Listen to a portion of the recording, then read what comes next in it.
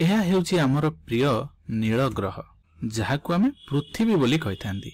ଏବଂ ଏହି ଗ୍ରହର ମଧ୍ୟଭାଗରେ ଅଛି ଏକ ବିଷୁବ ରେଖା। ଏହି ରେଖାଟିକୁ ତୁମେ ଲକ୍ଷ୍ୟ କରିପାରୁଥିବ, ଯାହାକି ପୃଥିବୀର ସବୁଠୁ ସକ୍ରିୟ ଅଞ୍ଚଳ ବା ସବୁଠୁ ଜୀବନ୍ତ ଅଞ୍ଚଳକୁ ଚିରିକି ଯାଇଥାଏ। ତେବେ ଚାଲ ଆମେ ଏହି ପୃଥିବୀର ନକ୍ସା ଆଙ୍କି ଏହି ପୃଥିବୀକୁ ଭଲସେ ଲକ୍ଷ୍ୟ କରିବା। ବର୍ତ୍ତମାନ ପୃଥିବୀର ଏହି ଯେଉଁ ଅଞ୍ଚଳକୁ ତୁମେ ଲକ୍ଷ୍ୟ କରୁଛ, ମୁଁ ଏକ ଗୋଲାପୀ ରେଖା ଦ୍ୱାରା ଅଙ୍କନ କରିଛି। ଏହାକୁ ବିଷୁବ ରେଖା କୁହାଯାଏ। ଏବଂ ଆମେ ଏହି ଅଞ୍ଚଳ ଗୁଡ଼ିକୁ ଲକ୍ଷ୍ୟ କରିବା। ତେବେ ବର୍ତ୍ତମାନ ଆମ ପୃଥିବୀର ସବୁଠୁ ଜୀବନ୍ତ ଅଞ୍ଚଳକୁ ତୁମମାନଙ୍କୁ ସ୍ୱାଗତ। ଏବଂ ଏହି ଜୀବନ୍ତ ଅଞ୍ଚଳକୁ ଆମେ କ୍ରାନ୍ତୀୟ ଉଷ୍ଣ ଆର୍ଦ୍ର ଚିରହରିତ ଅରଣ୍ୟ ବୋଲି କହିଥାନ୍ତି। ଏବଂ ଏହି ଅଞ୍ଚଳ ଗୁଡ଼ିକରେ ସବୁବେଳେ ଖରା ହୁଏ ଏବଂ ତା ସହିତ ଏଠାରେ ପ୍ରବଳ ମାତ୍ରାରେ ବର୍ଷା ମଧ୍ୟ ହୋଇଥାଏ। ତୁମକୁ ଏହା ଆଶ୍ଚର୍ଯ୍ୟଜନକ ଲାଗୁଥିବ। ଏବଂ ଯଦି ଆମେ ଲକ୍ଷ୍ୟ କରିବା, ଶୀତ ଋତୁରେ ମଧ୍ୟ ଏହି ଅଞ୍ଚଳ ଗୁଡ଼ିକର ତାପମାତ୍ରା 15 ଡିଗ୍ରୀ ସେଲସିୟସରୁ କମ୍ ହୁଏ ନା। ଏବଂ ଗ୍ରୀଷ୍ମ ଋତୁରେ ଏହାର ତାପମାତ୍ରା 40 ଡିଗ୍ରୀ ପର୍ଯ୍ୟନ୍ତ ବୃଦ୍ଧି ହୋଇପାରେ ଏବଂ ତାଠୁ ଅଧିକ ମଧ୍ୟ ହୋଇପାରେ। ଏଠାରେ ଦିନ ଏବଂ ରାତି ସବୁଗୁଡ଼ିକ ପ୍ରାୟ ସମାନ ଅଟେ। ଏବଂ ଏହି ଅଞ୍ଚଳ ଗୁଡ଼ିକ ଭାରତର କିଛି ଅଞ୍ଚଳରେ ମଧ୍ୟ ଦେଖିବାକୁ ମିଳେ, ଯେମିତିକି ଭାରତର ପଶ୍ଚିମ ଘାଟ ଏବଂ ଆସାମ ଅଞ୍ଚଳରେ ମଧ୍ୟ ଏହି କ୍ରାନ୍ତୀୟ ଉଷ୍ଣ ଆର୍ଦ୍ର ଚିରହରିତ ଅରଣ୍ୟ ଦେଖିବାକୁ ମିଳେ। ଏବଂ ଆମେ ଯଦି ପୃଥିବୀର ବିଭିନ୍ନ ଅଞ୍ଚଳକୁ ଦେଖିବା ପାଇଁ ଚେଷ୍ଟା କରିବା, ତାହେଲେ ଏହା ଦକ୍ଷିଣ ପୂର୍ବ ଏସିଆର ଅଞ୍ଚଳ ଗୁଡ଼ିକରେ, ତା ସହିତ ଆଫ୍ରିକାର କେନ୍ଦ୍ର ବା କେନ୍ଦ୍ରୀୟ ଆଫ୍ରିକା ଅଞ୍ଚଳରେ ଏବଂ ଦକ୍ଷିଣ ଆମେରିକାରେ ମଧ୍ୟ ଏହି ଅରଣ୍ୟ ଗୁଡ଼ିକ ଦେଖିବାକୁ ମିଳିଥାଏ। ତେବେ ଏହି ସ୍ଥାନ ଗୁଡ଼ିକୁ କଣ ଜିନିଷ ଅଛି ଯାହାକି ଏହାକୁ ସ୍ପେଶାଲ ବନାଏ? ତେବେ ଏହି ଅଞ୍ଚଳରେ ବିଭିନ୍ନ ପ୍ରକାର ଜୀବଜନ୍ତୁ ଦେଖିବାକୁ ମିଳିଥାଏ।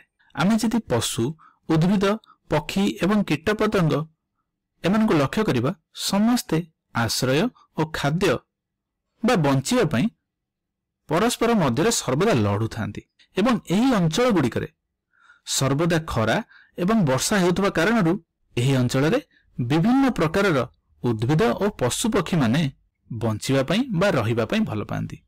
ଏବଂ ଆମେ କହିପାରିବା ଯେ ଏହି ଅଞ୍ଚଳ ଗୁଡ଼ିକ ଉଦ୍ଭିଦ ଓ ପଶୁପକ୍ଷୀମାନଙ୍କ ପାଇଁ ଉପଯୁକ୍ତ ଅଞ୍ଚଳ ଅଟେ। ଏବଂ ଏହି ଜଙ୍ଗଲ ଗୁଡ଼ିକରେ ବିଭିନ୍ନ ପ୍ରକାର ଜୀବଜନ୍ତୁମାନଙ୍କ ମଧ୍ୟରୁ ମାଙ୍କଡ଼, ବେଙ୍ଗ, ହାତୀ, ବାଘ, ଝିଟିପିଟି, ସାପ ଏବଂ ବିଭିନ୍ନ ପ୍ରକାରର ପକ୍ଷୀମାନେ ରହିଥାନ୍ତି। ତେବେ ଚାଲ ବର୍ତ୍ତମାନ ଆମେ ଏହା ବୁଝିବା ପାଇଁ ଚେଷ୍ଟା କରିବା ଯେ କିପରି ଏହି ପଶୁମାନେ ଏତେ ଉଷ୍ଣ ଓ ଆର୍ଦ୍ର ପରିବେଶରେ ମଧ୍ୟ ବଞ୍ଚି ରହୁଛନ୍ତି। ତେବେ ଜାଣି ରଖ ଯେ ଉଷ୍ଣ ଆର୍ଦ୍ର ଜଙ୍ଗଲରେ ଜଳବାୟୁର ଅବସ୍ଥା ଅନେକ ସଂଖ୍ୟାର ଓ ବିଭିନ୍ନ ପ୍ରଜାତିର ପଶୁମାନଙ୍କୁ ଧାରଣ କରିବା ପାଇଁ ବହୁତ ଉପଯୁକ୍ତ ଅଟେ। ଏବଂ ଯଦି ଆମେ ଏହି ଅଞ୍ଚଳ ଗୁଡ଼ିକୁ ଲକ୍ଷ୍ୟ କରିବା, ତେବେ ଏହି ଜଙ୍ଗଲ ଗୁଡ଼ିକରେ ଏମିତି ସବୁ ଜିନିଷ ଅଛି ଯାହାକି ପଶୁ, ପକ୍ଷୀ, ଉଦ୍ଭିଦମାନଙ୍କୁ ବଞ୍ଚିବା ପାଇଁ ଉପଯୁକ୍ତ ପରିବେଶ ଯୋଗାଇଥାଏ। ତେଣୁ ବିଭିନ୍ନ ପ୍ରକାରର ପଶୁପକ୍ଷୀମାନେ ଏହି ଅଞ୍ଚଳକୁ ଅନୁକୂଳ ଭାବିଥାନ୍ତି ଏବଂ ଏଠାରେ ରହିଥାନ୍ତି। ତେବେ ଯେତେବେଳେ ପଶୁମାନେ ଅଧିକ ମାତ୍ରାରେ ଥାନ୍ତି, ସେମାନଙ୍କ ମଧ୍ୟରେ ଖାଦ୍ୟ ଓ ଆଶ୍ରୟ ପାଇଁ ତୀବ୍ର ପ୍ରତିଯୋଗିତା ହୋଇଥାଏ। ତେବେ ଏମିତି ବହୁତ କିଛି ପଶୁ ଅଛନ୍ତି ଯେଉଁଗୁଡ଼ାକି ଗଛର ଉପର ଭାଗରେ ଜୀବନ ଅତିବାହିତ କରିନିଅନ୍ତି ଏବଂ ଗଛର ଉପରି ଭାଗ ସେମାନଙ୍କ ପାଇଁ ଅନୁକୂଳ ଆମେ କହିପାରିବା। ଯେମିତିକି ଗୋଟିଏ ପ୍ରାଣୀ ହେଉଛି ଲାଲ ଆଖି ଥିବା ବେଙ୍ଗ। ଏଗୁଡ଼ିକ ସାଧାରଣତଃ ଭାବରେ ଗଛରେ ବାସ କରନ୍ତି ଏବଂ ଏମାନଙ୍କୁ ଗଛରେ ଚଢ଼ିବା ପାଇଁ ସେମାନଙ୍କ ପାଦରେ ଅଠାଳିଆ ଅଂଶ ଥାଏ। ଏବଂ ତା ସହିତ ଆମେ ଯଦି କିଛି ମାଙ୍କଡ଼ମାନଙ୍କୁ ଲକ୍ଷ୍ୟ କରିବା, ସେମାନଙ୍କର ଲମ୍ବା ଲାଙ୍ଗୁଡ଼ ଥାଏ ଏବଂ ତା ସହିତ ସେମାନଙ୍କର ହାତ ଓ ପାଦ ଏପରି ଭାବରେ ଗଠିତ ଯେ ସେମାନେ ଗଛର ଶାଖା ପ୍ରଶାଖା ବା ଡାଳକୁ ସହଜରେ ଧରିକି ରଖିପାରନ୍ତି। ଏବଂ ଯେତେବେଳେ ଖାଦ୍ୟ ପ୍ରାପ୍ତି ପାଇଁ ପଶୁପକ୍ଷୀମାନଙ୍କୁ ଅସୁବିଧା ହୁଏ, ସେତେବେଳେ ସେମାନଙ୍କର ଅଙ୍ଗ ପ୍ରତ୍ୟଙ୍ଗ ବିକଶିତ ହୋଇ ନିଜ ନିଜର ଖାଦ୍ୟ ଖୋଜି ନେଇଥାନ୍ତି। ଉଦାହରଣ ସ୍ୱରୂପ ଆମେ ଯଦି ଏହି ପକ୍ଷୀଟିକୁ ଦେଖିବା, ଏମାନଙ୍କର ଥଣ୍ଟଟିକୁ ତୁମେ ଲକ୍ଷ୍ୟ କରିପାରୁଥିବ, ଏହା ଅନେକ ଲମ୍ବା ଓ ବଡ଼ ହୋଇଥାଏ। ଏବଂ ଏହି ଥଣ୍ଟ ଦ୍ୱାରା ସେମାନେ ଡାଳରେ ଲଟକି ରହିଥିବା ବା ଓହଳିକି ରହିଥିବା ଫଳଗୁଡ଼ିକୁ ଧରିକି ଖାଇପାରନ୍ତି। ଏବଂ ଯେଉଁଠାରେ ଆମେ କହିପାରିବା ଯେ ଡାଳଗୁଡ଼ିକ ଅତି ପତଳା ହୋଇଥାଏ, ସେହି ଅଞ୍ଚଳରେ ମଧ୍ୟ ଏହି ଥଣ୍ଟଗୁଡ଼ିକ ସେ ପକ୍ଷୀମାନଙ୍କୁ ଖାଦ୍ୟ ଯୋଗାଇବାରେ ସାହାଯ୍ୟ କରେ। ଏବଂ ଏହି ଜଙ୍ଗଲମାନଙ୍କରେ ଏମିତି ମଧ୍ୟ କିଛି ପଶୁ ଅଛନ୍ତି ଯେଉଁମାନଙ୍କର ଶ୍ରବଣ ଶକ୍ତି ଅତି ତୀବ୍ର ହୋଇଥାଏ ଏବଂ ତା ସହିତ ସେମାନଙ୍କର ପତଳା ଚର୍ମ ଓ ଛଦ୍ମବେଶୀ ରଙ୍ଗଗୁଡ଼ିକ ଦ୍ୱାରା ସେମାନଙ୍କ ଶରୀର ଗଠନ ହୋଇଥାଏ ଯେ ସେମାନେ ଶିକାରୀମାନଙ୍କ ଠାରୁ ଲୁଚିକି ରହିପାରନ୍ତି। ଉଦାହରଣ ସ୍ୱରୂପ ବାଘ, ସିଂହ ପରି ବିଭିନ୍ନ ଜନ୍ତୁଗୁଡ଼ିକ। ଏହି ବାଘ, ସିଂହ ପରି ପଶୁମାନଙ୍କର ଚର୍ମ ଅଧିକ ମୋଟା ହୋଇଥାଏ ଏବଂ ତୀବ୍ର ଶ୍ରବଣ ଶକ୍ତି ରହିଥାଏ। ଏବଂ ତା ସହିତ ଆମେ ଆଉ ଏକ ପ୍ରକାରର ମାଙ୍କଡ଼କୁ ଲକ୍ଷ୍ୟ କରିବା, ଯାହାକୁ ଇଂରାଜୀରେ ମକାକ୍ ବୋଲି କୁହାଯାଏ। एमाने साधारणतः पश्चिम घाट अंचल देखा मिलता। तेबे एमानकर सबुठु विशेष लक्षण है सेमानकर गाल ठारू गोड़ पर्यंत कला धला रंगर लोम गुड़िक देखा मिलता है।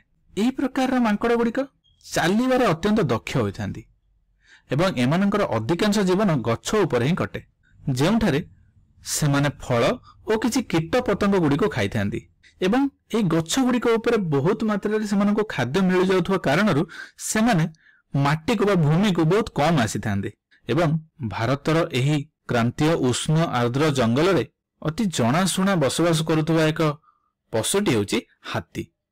जदि आम हाथी को लक्ष्य करिबा एमाने ठंडा रहिबा पई एमानक पाखरे लंबा कान थाए एवं एमाने मकाक परिका नुहंती, एमाने प्रायतः तळे ही रही थांती, माटी रे बा भूमि रे बसवास करती। बर्तमान तुम जदि लक्ष्य करिबो एमानकर नाकटी अत्यंत लंबा होता है जहा कि सेमानकु खाद्य जोगाइबारे सहायता करिथाए एवं ए नाक द्वारा सेमाने पानी पी थांती एवं स्नान करिथांती बा गाधेई मध्ये थांती। तेबे आमे देखिले जे किपरि भिन्न भिन्न जीवजंतु गुड़िक एही क्रांतीय उष्ण आर्द्र चिरहरित जंगल मध्यरे बसवास करिथांती। तेबे एही परि भाबरे प्रत्येक पशुंकर एही अद्भुत उष्ण आर्द्र जंगल रे बंची रहया पई निजस्व उपाय अछि। तेबे एहा तुमको अद्भुत प्रकार लागुनी कि? तेबे अन्य जीवजंतु मानक मध्यरे मध्य जानिया पई चेष्टा करो एवं कमेंट लिखिकी जणाओ।